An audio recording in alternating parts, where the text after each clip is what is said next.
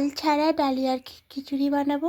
তার জন্য প্রথমে এখানে 1 কাপ ডালিয়া নিয়ে নিয়েছি, আর এখানে কিছু সবজি নিয়েছি, আলু, কুমড়ো, ফুলকপি, মটরশুঁটি, কাঁচা লঙ্কা। এগুলো খুব ভালো করে ধুয়ে নেব। রান্নাটা প্রেসার কুকারে বানাবো, তাহলে খুব তাড়াতাড়ি হয়ে যাবে। তা প্রথমে কুকারের মধ্যে বেশ কিছুটা সর্ষের তেল নেব।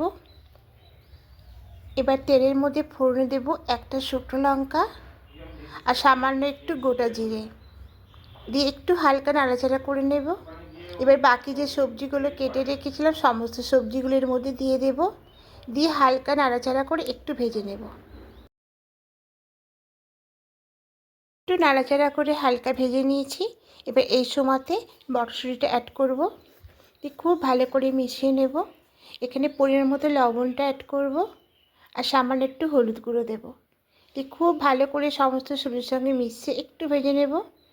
এবার যে ডালিয়াটা ধুয়ে রেখেছিলাম ওটার মধ্যে দিয়ে দেব, দিয়ে সব কিছু মিশিয়ে একটু নাড়াচাড়া করে নেব। আর এখানে আমি সন্দক লবণটা ব্যবহার করলাম, যেহেতু শিবরাত্রির আগের দিন এটা খাবো তার জন্যে। আর এমনি অন্য সময়তে করলে পরে বন্ধুরা এটা এমনি নুন দিলেও হবে।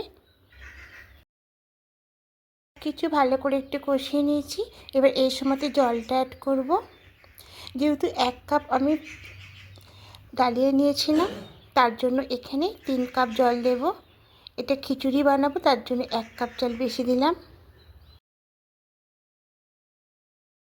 এবার কয়েকটা কাঁচা লঙ্কা দিয়ে দেব, দিয়ে এবার প্রেসারের মুখটা আটকিয়ে 2টো সিটি করে নেব।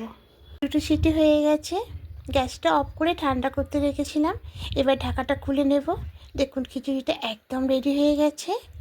এবার একটা থালার মধ্যে গরম গরম পরিবেশন করে নেব। তা একদম সময় কম লাগে বন্ধুরা, আর খেতেও খুব ভালো লাগে। কোনো নিরামিষ দিনে এরকম করে বানাতে পারেন, দেখবেন আপনাদেরও খেতে ভালো লাগবে। এবার খাওয়ার আগে সামান্য একটু ঘি দিয়ে দেব। আর যদি আমার এই রেসিপিটা ভালো লেগে থাকে অবশ্যই কমেন্টে জানাবেন, এটা লাইক করে দেবেন। আর যারা নতুন বন্ধুরা দেখছেন এখনও পর্যন্ত সাবস্ক্রাইব করেননি তাদের কাছে অনুরোধ রইল সাবস্ক্রাইব করে পাশে থাকার জন্য। আমিও আপনাদের পাশে থাকবো, আবার কোনো রেসিপি নিয়ে চলে আসবো। আপনারা ভালো থাকবেন। আজকের মতো টাটা।